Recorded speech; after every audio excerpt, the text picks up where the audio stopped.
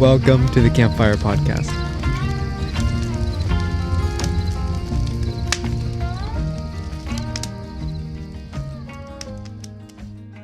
Said it still just does that. You have to push enter. Hey, now it's on.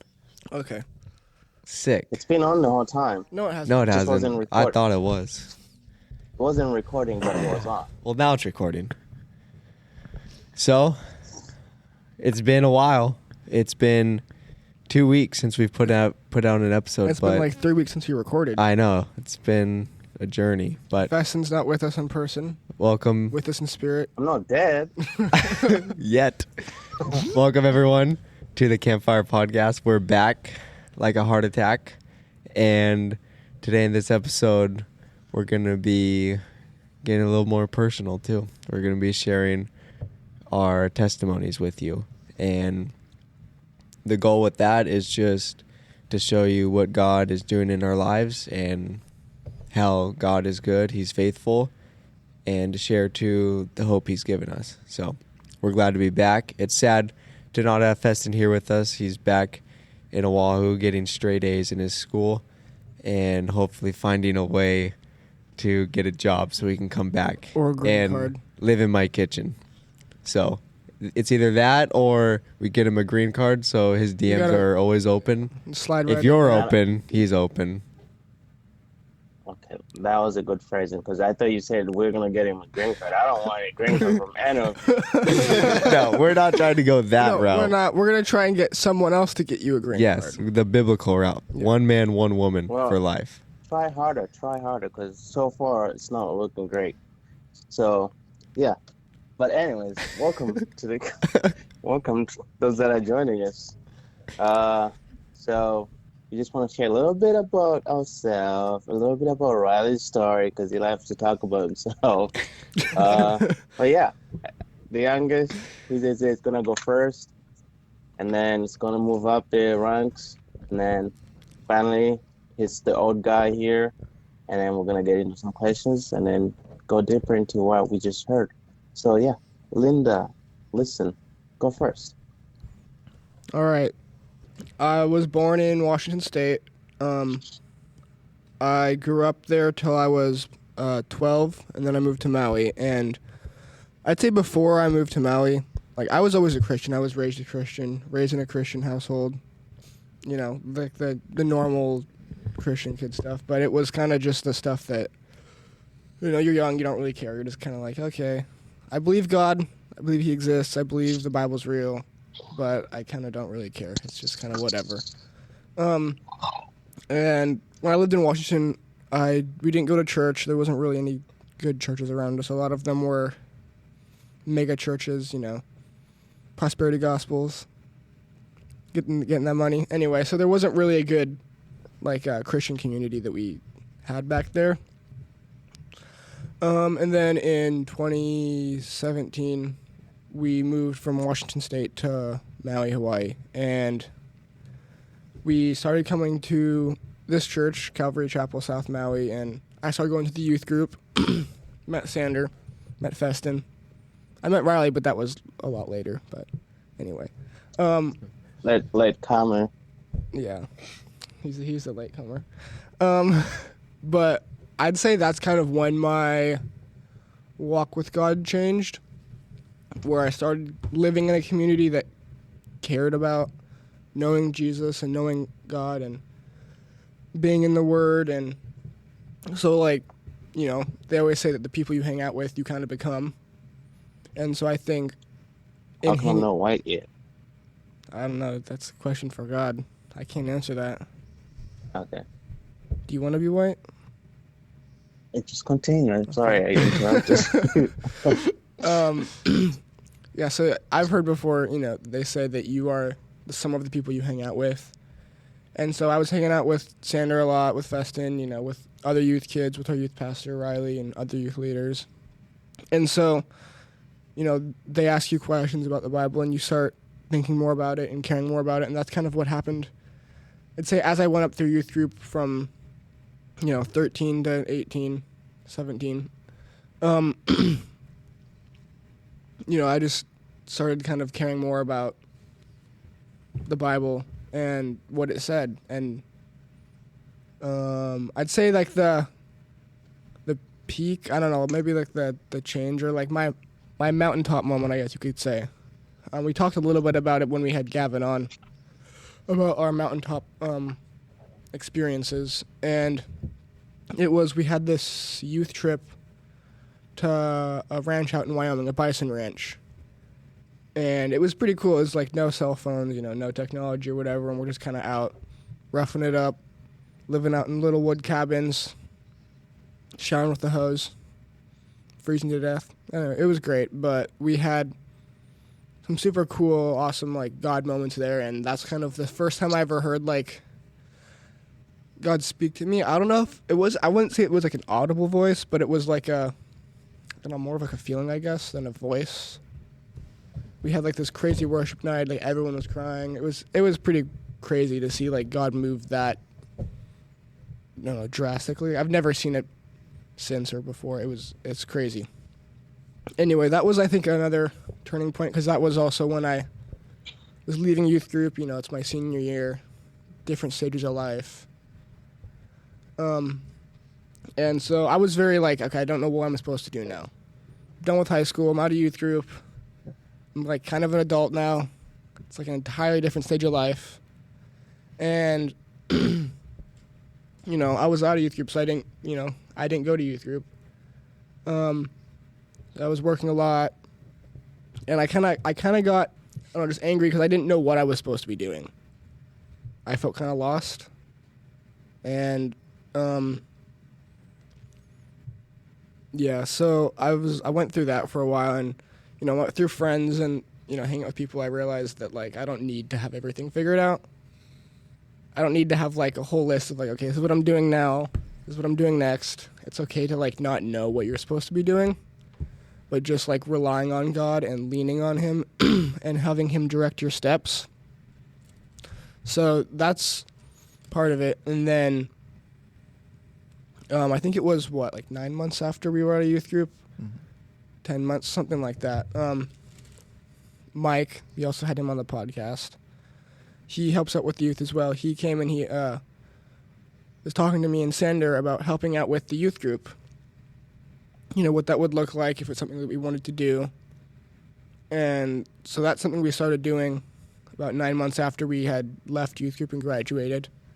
I think that's been also a super cool part and an impactful part of my testimony is helping the kids, like the younger kids, in their walk with God. Because I know for me at least, when I was in youth group, having that older figure, like the older brother figure or just another kid that's even not that much younger than you. Because, I'm 19. I'm not like a whole lot younger than or older than a lot of those kids.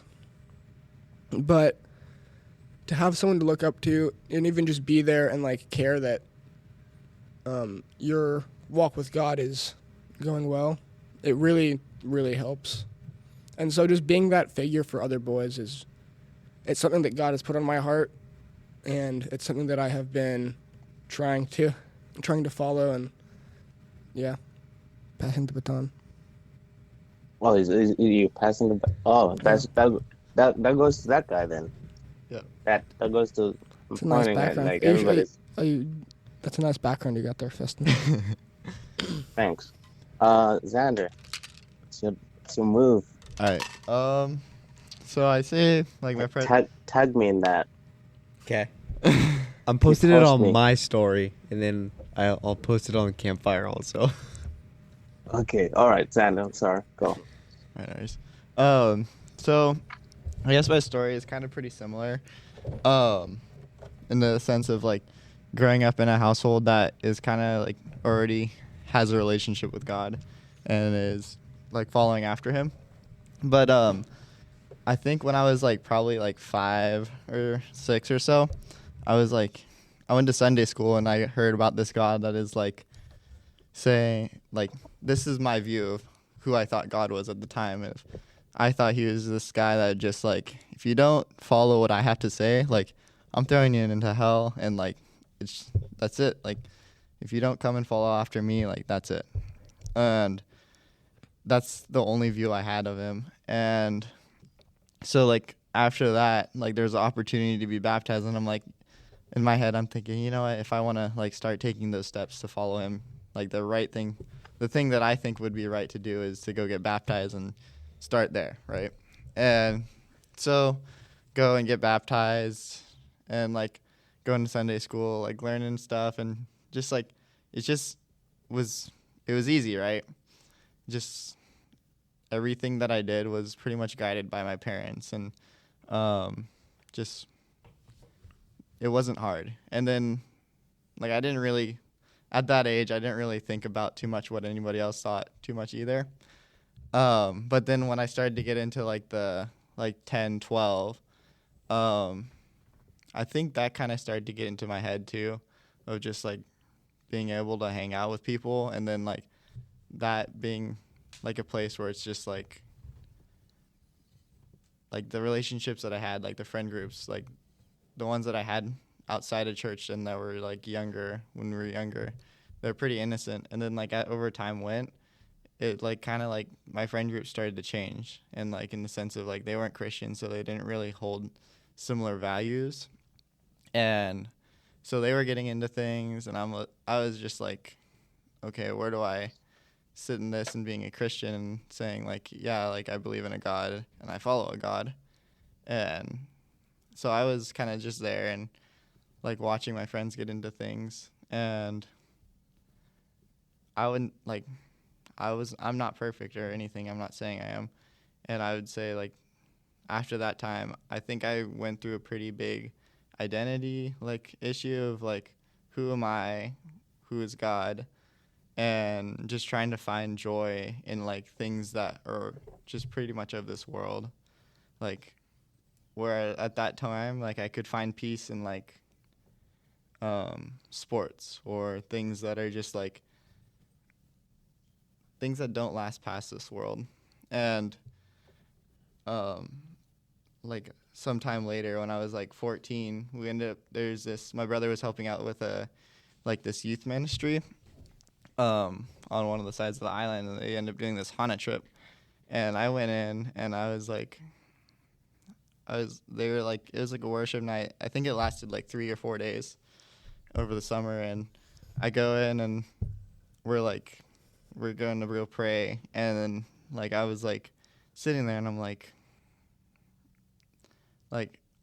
if I were to talk to God right now, I don't know who this God is, you know? And it's just, like, at that point, it was, like, it kind of broke me down in the sense of, like, who is God? And then, like, during this time is just, like, I don't know, just kind of rough. Like, I wasn't doing so well in school either. And it was just, like, pretty hard at this time. And so what I mean by that, like, not doing so well in school, I was super dyslexic. And so, like, I didn't know where to start by knowing this God because I could barely read, you know? And so then after that time, I told myself, you know, I'm going to set this, like, standard for myself to read every day and, like, try to put that effort in. And after that, it started to get better, but, like, it became just a cycle of, like, I'm doing this strictly out of discipline, and, like, my reading comprehension got better after that. Like, that was awesome and stuff. But after that, I kind of, like, my relationship with God was strengthened, but I wouldn't say, like, I knew or had a relationship with God quite yet. I think I knew of God, but I didn't have that relationship yet. And then, like, going into, like, the last year of high school, we went on this, like, youth trip, and, like, going, like, even into this, like, youth trip, like, I was starting to, like, not necessarily lose my way, but, like, who is God again? And we went on this trip, and there was this worship night, and I think going into this, like, before the trip, I carried a lot of baggage of, like, how could I, like, someone that claimed Christ, let my friends that were not of Christ, like, fall? Like, how could I let them make these decisions and just watch it, like, in a sense, watch them burn in that? and they're struggling, and I'm like, how could I do that? And then whenever it came to that worship night, I was like sitting there and I was asking God, like, how could you love me? Like, I let that happen. And he was like, I don't see you like, I love you. You're my son. I don't see you as just a mistake. I see you for my son, and I love you. I sent my son for you. And like that moment, I was like how and why, God? I was so overwhelmed by who he was, and why would he claim me? And from that moment on, it was like I think that was like the closest point I had with God. And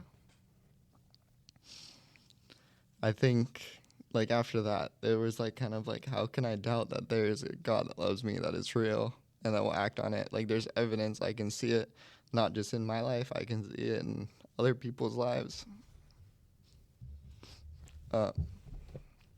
And like, it's been a journey after that for sure. But yeah, I see like this is, yeah. And I say like coming out of youth and then having that time, it was a really good foundation to have, like coming out of this, like, okay, like you're leaving youth, you're also graduating, you're not expected to do school anymore. You have the options to go to church, you have the option to not. And then I had the, like, coming out of that trip, like I've like started to have this like structure built for me, and like this is something I believe, so this is something I'm following after. And after that, I was like, I can't make a difference, but I know a God that can in the places that I've been. And so like a few communities that I was a part of, like especially living in Hawaii, was like a surf and skate community, and just like interchangeable. A lot of the friends that I had in there, or just like people I hung out with, were in those, and they would surf and skate. But like after that, coming out of high school, I was like, I'm not gonna skate or surf for my glory. Like, it's fun to go surf and skate for fun, but this can be a place where people can, like, I can talk to people can ask me questions like about my faith, and I can share that with those people. And so then after like coming out of youth, like we would have youth every Friday, so then I would try to go and skate at least once a week and go talk to people and try to share Christ with them. And that's what God was doing in that time. And then eventually there was opportunity to come and help with the youth, and I was like, this is so sick. Like, I can go and like help with this youth, and it's kind of like what I felt like God was calling me to at the time, and I think it still is. And yeah, so I think that was kind of like, even though like I think in recent or in more like episodes that we went through earlier, we talked about like God's plan. And I think before I like looked at that time of like, why did I have to go to these places, or like why did I have to break this bad? And I think it was because God, if I didn't go through that I wouldn't have the view of who God is now. And yeah, so it's been pretty interesting after that, I guess. Well, not super interesting, but just like I'm kind of don't really have much words right now. But yeah, so that's kind of my story as of now. Wow. Reilly McCook. Yes. Oh my. Yeah, it's kind of crazy, and it's really cool how me, Isaiah and Xander, like, our stories about being saved and coming to know God and really following him are so similar. And then it's really awesome to see how God worked in these other like different areas to reveal himself to us. So growing But up, you like upgrading your story a little more this year, aren't you? wait, what is it? Wait. Yeah, no, what do people say? Like something about their testimony. I'm growing my testimony. Yeah, you're working on Little bit, yeah. I'm not getting too We just let crazy that to one- start. Yeah, we just let that one with no context. No context. We just be like that. We'll leave it like that. Okay. Well, when I was growing up, I had, and I still do have, like a really awesome family, and they've been Christian for I don't know how many generations, but at least a couple. So it's just been passed down that we follow God, we love God, we know God, and He takes care of us. So my parents, they're a big part of it. They have a lot of simple faith in God that can be really powerful.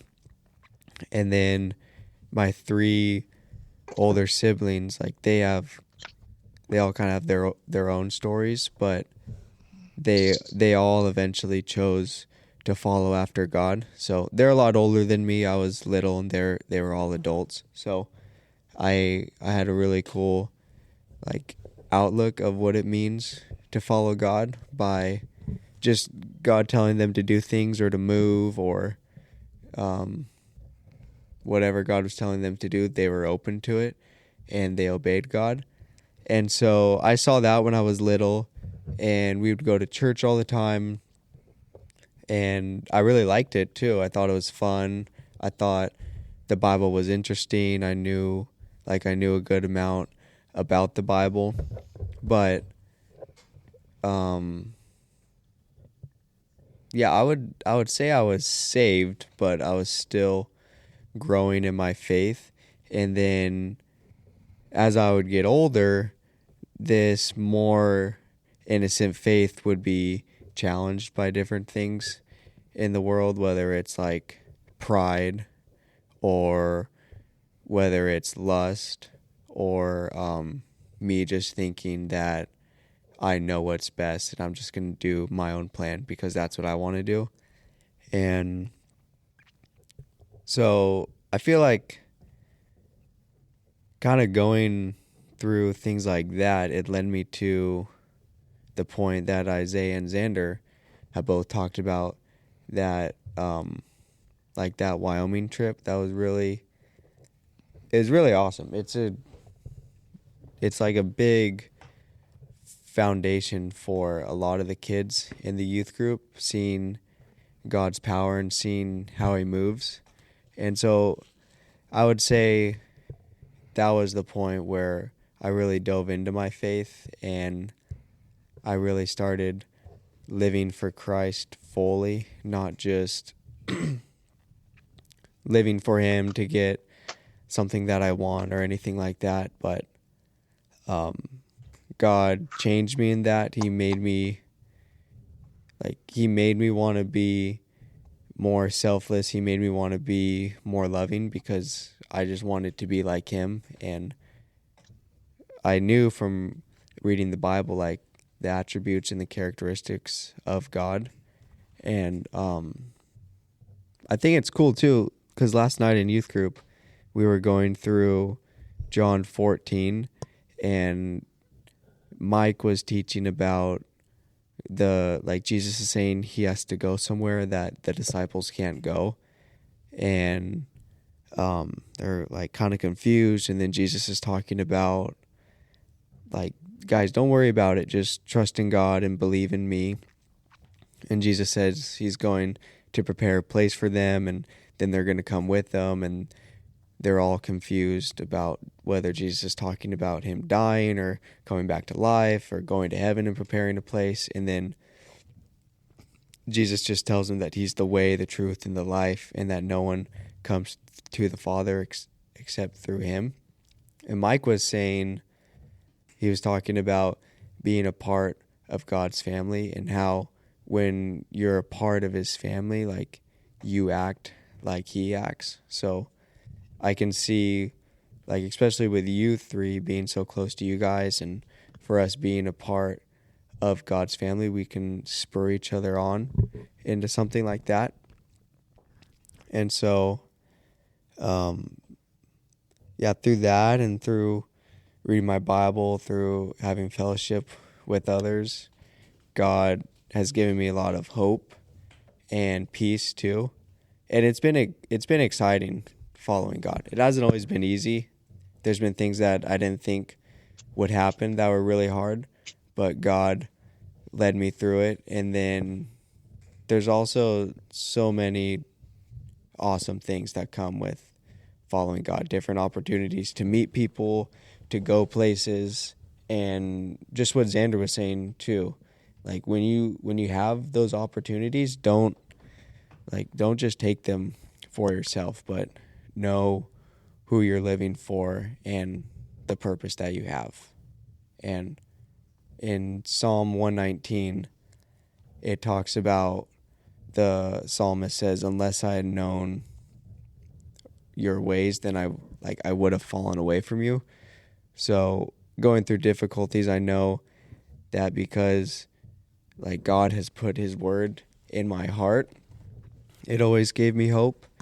And then in 1 John, it talks about, do not love the world or the things in the world. If anyone loves the world, the love of the Father is not in him, because all that is in the world is the lust of the flesh, the lust of the eyes, and the pride of life. And the lust of the world and the sin in the world is passing away, and it leads towards death.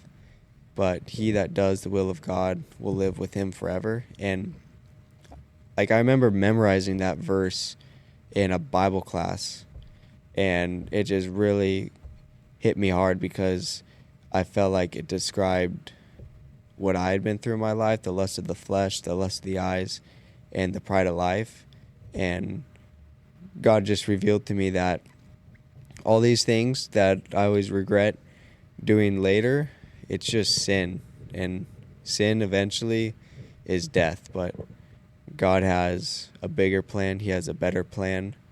And he wants me to share that with people. And sometimes it can be difficult because not everyone wants to receive it. It's not that they're necessarily rejecting you, but they can be rejecting God who is in you. But I just pray and I hope that we could be a good example of God's testimony, a light, an ambassador, like we talk about at the youth group, to share with people who God is. And that's it. And hopefully I just continue to make good choices.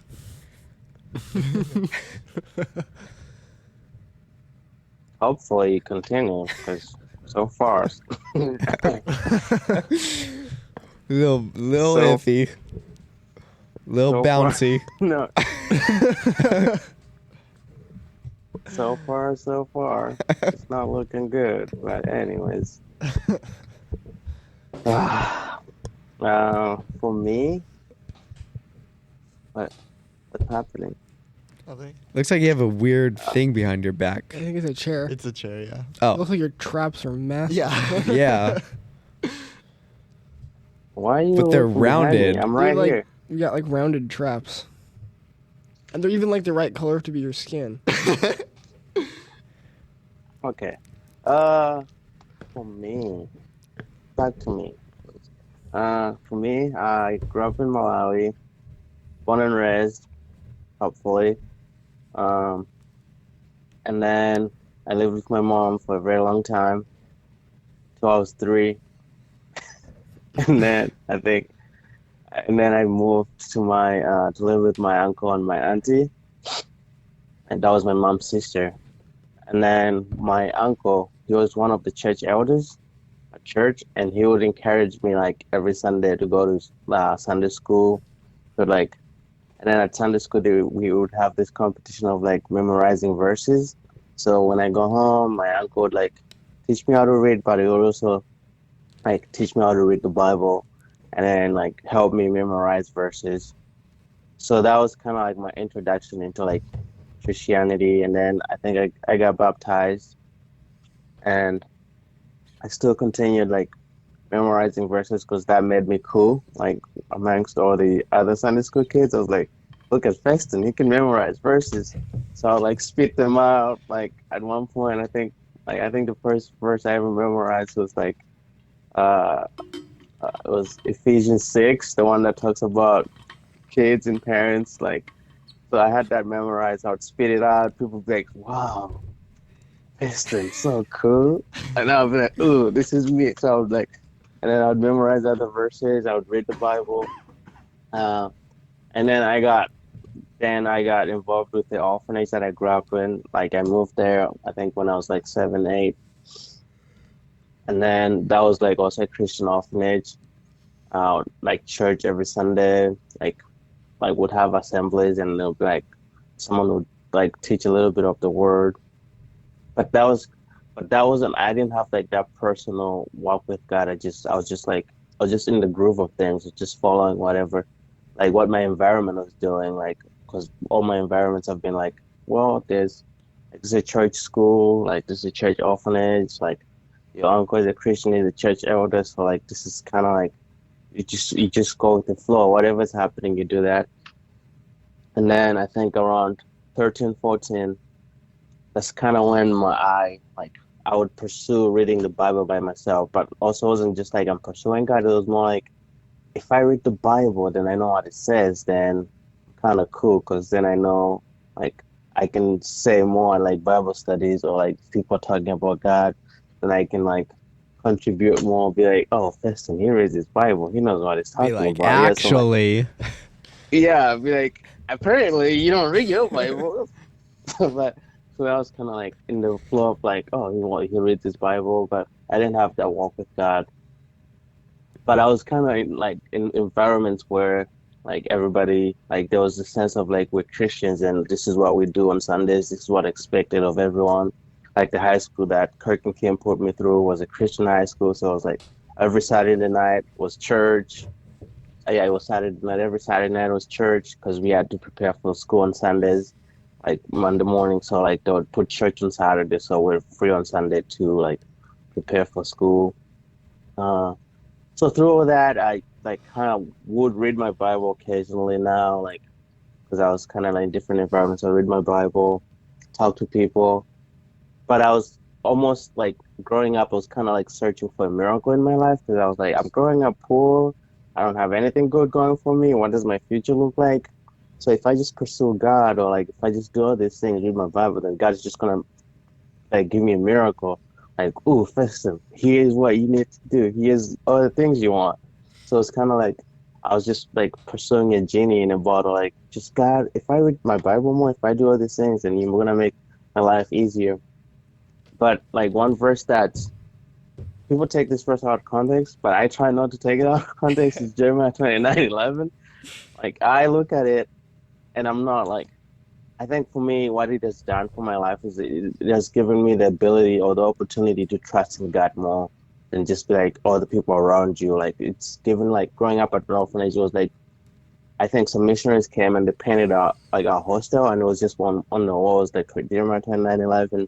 I could read English at that point, so I knew what it said. I tried to like find out the context, but for me, what it says is it's helped me understand God, and it's helped me trust God more and to know that He's in control, even if my life doesn't look perfect or doesn't look cute or doesn't look like it's going in the right direction. Like God knows what He's doing with my life. So like it's been like the life was just like, Feston, like I think last year I lost my visa, I had to go back to Malawi, and it was just like another opportunity to be like trusting God. Like this is like one of those moments where like you've trusted God throughout your life. This is one of those moments to do it again.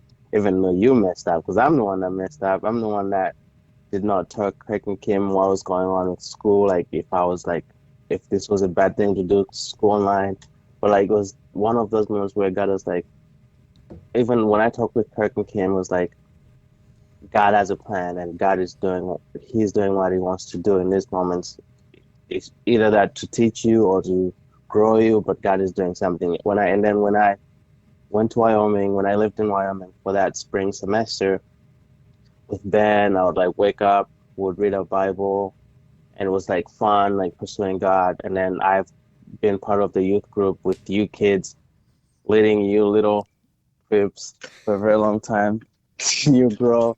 But it was just kind of like another, like when I moved to Maui, it was kind of like an opportunity to be in a community where everybody is serious about the faith, and it's like it's part of their life. It's not just like, oh, it's just a fly on the wall where like everybody's like, oh, I'm Christian, but they don't, like, the actions say otherwise. But it was like you're in a group where everybody's holding you accountable to things. You're in a group where like people call you out, like people. Like, that's the conversation you want to have. It's just about God and, like, how He's growing your life, where He's leading you. So that was kind of like another step in my faith. And then when I moved to Wyoming, it was like another step in my faith. And then when I had to leave America to go back to Malawi, it was like another step in my faith of, like, this is your personal journey, and God is taking you on it. And this is another opportunity to just, like, follow Him and, like, be with Him and trust in Him that He knows what He's doing. I mean, I don't know if I've done any crazy stuff. There's nothing crazy that I've done. I was kind of like the outcast. I was like always in between like stuff. I was like either hanging out with the old people or hanging out with the kids, because I was a kid, but I was in classes with other people. So I was like in between, like, I don't really do what they do because I'm kind of smarter than them in my head. But I also don't do what these older people do because I'm kind of younger than them, so I can't do what they do. So I was kind of like in between of like, you have no sides. I was just like an independent, neutral. I was just in between. So that's kind of like my life story. And then like I've gone through things, like I've lost people that were close to me when I lost my uncle that raised me, when I lost my auntie.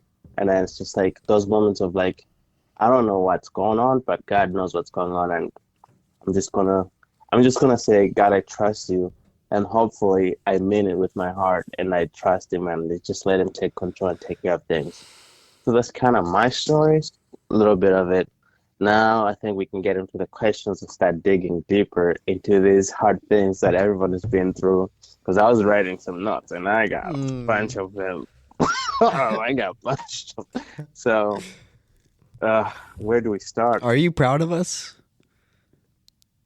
I am proud of you guys. I basically made you guys social stuff. No, you didn't. We made each other social, okay? We needed Feston, though. You would come to youth group and be like, how's your week? Good. Hands in the pocket. That was like Good. the only time Hands we in wouldn't the- talk though. Well, we kind of made it a thing because it made you so upset, so we thought it was funny to just like kind of keep doing it. It was... Like, just like, I say, how's life going? Good. What do you do? Good. Nothing. I know you did something this week, but like, so I'm proud of you kids. I'm proud that we're still friends to this point. You didn't hate me like that one youth group. You're like, that guy was my leader. I don't want to hang out with him. Hey, we're proud of you too. Yeah. I'm glad you guys are Good still, job. like, we want to be friends with Feston. I'm glad you didn't just like, this guy's a weirdo. I don't want to be his friend. But yeah. Okay, so let's get questions. into- Do we need a Do you have sound a effect? question, Do we Ryan? need a sound effect? Me? I don't know. Do you have a question? No, I'm ready for yours. Oh, Wait, do we? anyone has a question? I don't. I thought Isaiah said something about the soundboard. We can- Okay, I'll start with Isaiah. Ooh. Oh my. I'll start with Isaiah then. You talked about you being angry. Like what were you angry at, or who were you angry at? I don't know if I was angry. Like, I don't know if there was a specific thing that I could just say, this is what made, or this is what I was angry at, or this is why I felt that way. I think it was more like maybe the situation. I don't know. Like, I felt I was working a lot. I had just got my first like real job. Like, I'd done little jobs here and there, but a full-time job where wake up in the morning, go to work. So that kind of became a lot of what I did, just because I didn't have to go to YouTube anymore. I didn't have to do all these things, so I would skip church sometimes because I had to go work, right? So my social life for a little while kind of became work. And so I think not necessarily going to church a lot made it a little bit harder, or seeing my friends as much that would be able to, ask them what's going on. And then Wow, you missed this? I was working at a fast food restaurant, which is not something that I really enjoyed either. Chick-fil-A? Yeah. So, I think I felt lost, and I felt like I didn't know what I was supposed to do. And I think I was kind of angry at that because I wanted to know what I was supposed to be doing. I didn't want to work fast food for the rest of my life. I knew that, but I didn't know where to start. I didn't want to go to college. I didn't know what I would go to college for if I went to college, so I knew that wasn't an option for me, at least. And yeah, I think it was just growing up, and I was like, I have all this stuff I have to do now. I mean, in hindsight, it's not a whole lot of stuff, but for transitioning from, all I have to worry about is school to I have all these things now, it was difficult for me. Hmm. But I gotta say, Thank you for that. It's nice having a group of people that we grew up together and we can lean on each other. And I feel like I was thinking it's kind of funny how we were all friends in high school and whatever, well, except Feston because he was not in high school. But I feel like after we left youth group is when we actually started growing super close to each other. Super close. Super close, dude. Wow, okay. Maybe you too. I mean, I see Reilly every day now, so it's Wow. Yeah, we work doesn't together. lie. we're coworkers now too.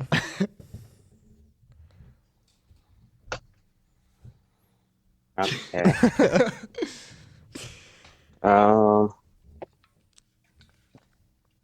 So, since you just said all these things were going on and you didn't know what you're doing, and when you were talking, you said something you said it's okay to not know what you're doing.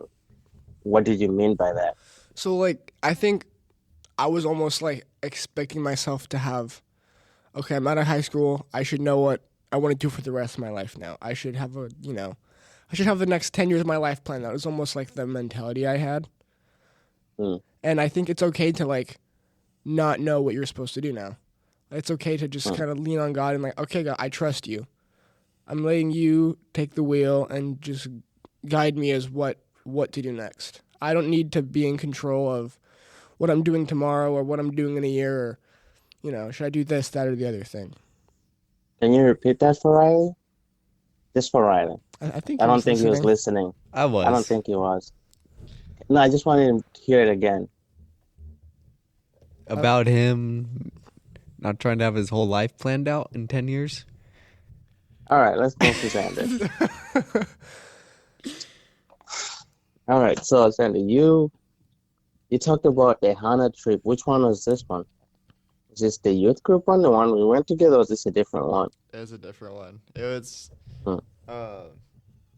my brother was helping this one guy put together a guys group in Happy Valley, and then so it was kind of like there was a bunch of boys around my age, and my brother was like, "Do you want to come to this?" And so I would go I think it was once a week, but yeah, so that's kind of where it started with that Hana trip. But I kind of just did it because I was I don't really have anything else going these days, so.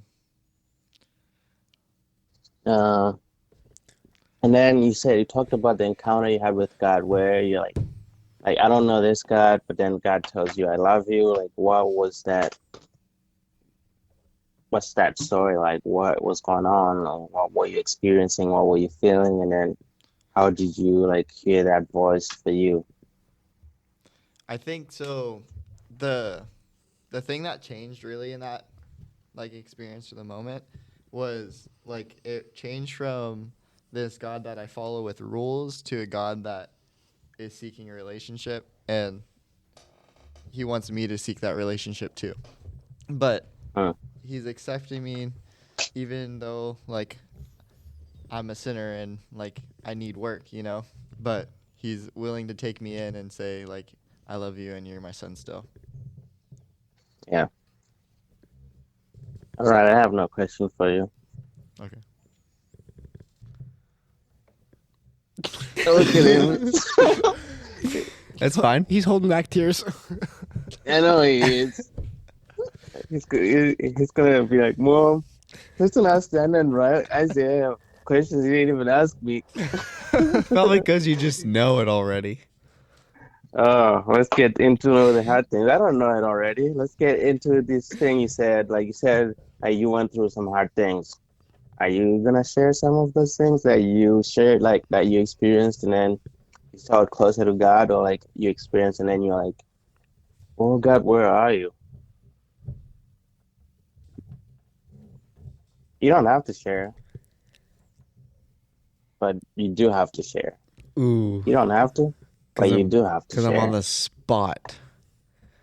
Because you're on the spot, but it's also nice. Because maybe other people went through those things, and they might be encouraged by your view on it. Well, like Isaiah said, I kind of thought I had my life planned out, but my life didn't look like working at Chick-fil-A like Isaiah's or dealing with his angers. But I feel like I had a plan for my life, and I knew where I wanted to go, and I knew where it was going. And then What was the plan? I mean, if you're going to make me dig more, then I'll dig more. Dig more? Just spill it. It was You just can just spill it. It was just like a relationship that I thought was just going to continue to grow, but then it ended, like God ended it, and that was pretty difficult for me because there's a lot of time and effort and like love put into something like that, and then when it didn't work out, it almost felt like my whole life didn't work out. But I knew that one situation, one thing that ended doesn't define me, doesn't define my whole life or my relationship with Christ, but that it's, I don't know, it's really just a faith that God gave me that definitely wasn't from me. I would have given up. Like, I would have just been out of it. But God, he was really there for me, and he used other people to be there for me too. And that was really powerful. So I saw God's love through that. And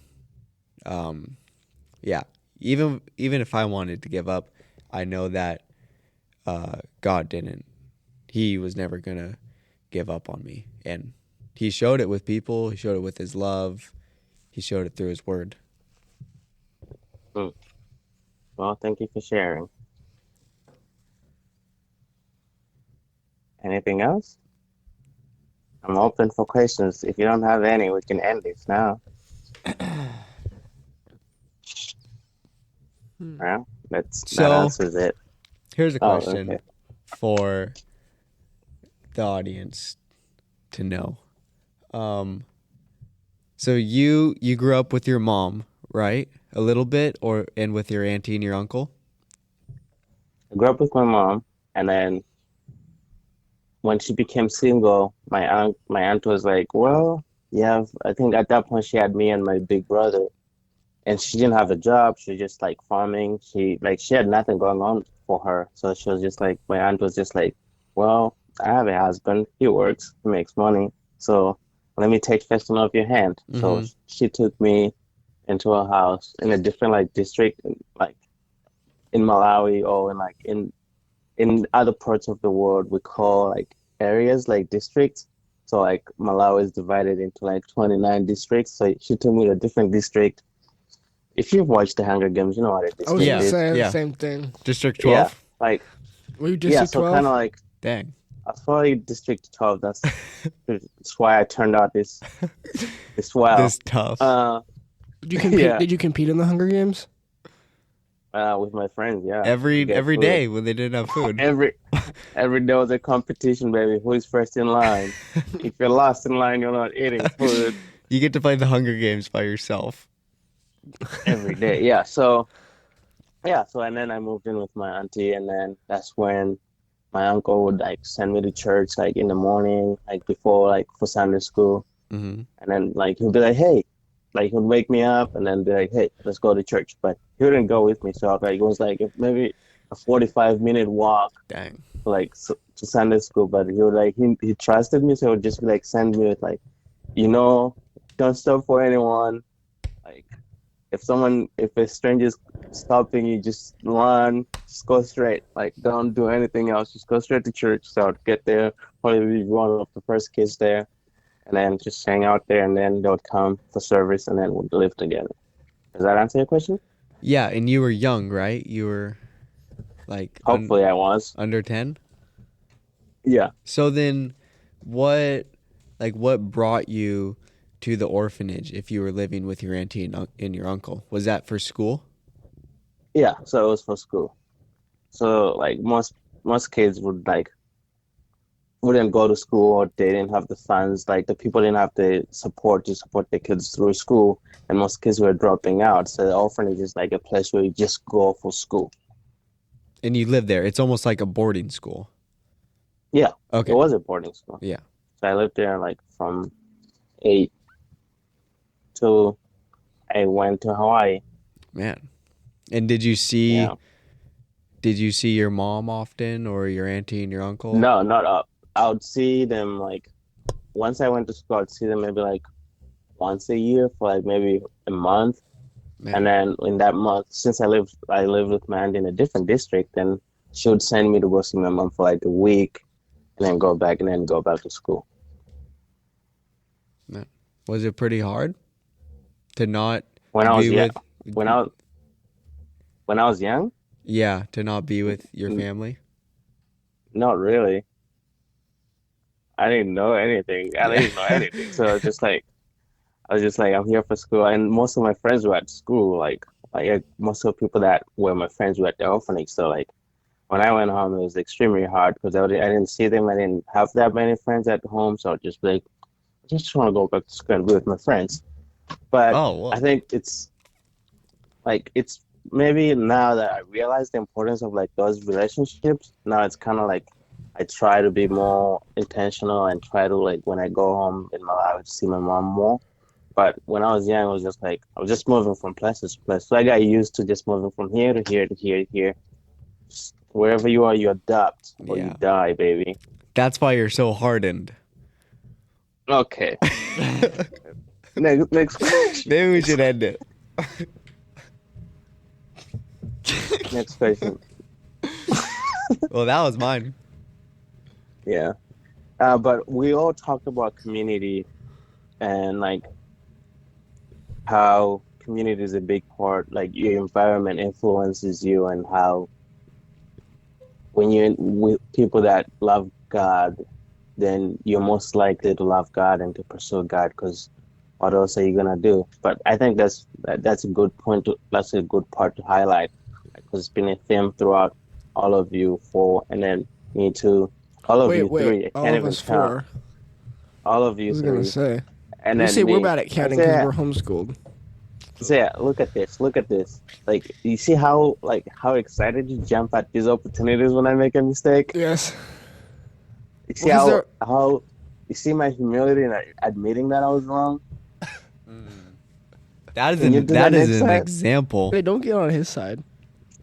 All right. Hey, so we yeah, work so that's- together. Yeah. So what do we want people to take from this? From if they listen to this episode and then make it to the end, what are your hopes that people take from this?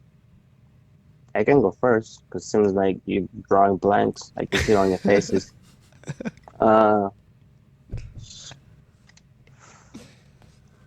Community. I think I've already said that. Good friendships, like friends that hold you accountable. I mean, this is a good one because we hold each other accountable most of the time, and it hasn't turned into fights yet. No throwing of hands. Do you think it will yet. at some point? I think at some point, yeah, I would throw hands at one of you. Most likely is me or Isaiah, but I feel like Isaiah has the edge. Who's gonna fight Xander? He's too nice, and if he really does, he'll just beat you up. Well, hey, you and Santa No, don't we'll really. just beat him up. Us three? Is it Yeah, gonna be a oh, okay. 3v1 like every time? Like if someone messes up, like well, the other three of us got to beat the crap out of this guy. Yeah. Like, Reilly messes So up, good like friendship, Okay, good community, good friendships. friendships, and pursuing God on your own, having that personal relationship with Him, and wanting to know Him more, and trying to understand Him. That's what I would want people to take from this. I got you. I would say just having an open mind and an open heart to God's plan and where He wants you to go, what He wants you to do. Sometimes it can look like moving somewhere new. Sometimes it could look like reaching out to someone who seems like they don't really have friends. Sometimes it looks like just going to the skate park, talking to people while you're surfing, talking to people while you're working. Just that's what God has, I feel like, been teaching me lately, is just to not be lazy in my walk with God. Like I can put the effort in by myself. I can have my good Christian friends. And then recently I was actually listening to this like Francis Chan podcast. I started listening to that. I like the way he teaches. It was good. But he was talking It about sounds like Isaiah's dad. Like you can tell there's passion in the voice. Yeah. But he was It's like- talking about how Jesus, like look at Jesus, the Pharisees, they kept criticizing him for hanging out with sinners. He was with the prostitutes, he was with the tax collectors, he was with all the bad people that the religious people in their community, they didn't want to hang out with. So I'm very thankful to have like my friends and those who I'm close with. We're not like that where we don't think we're better than people or we can't hang out with them because they don't follow God. Maybe not Feston. Maybe he thinks he's better than others. But it's like just being open to love people that don't think the same way we think.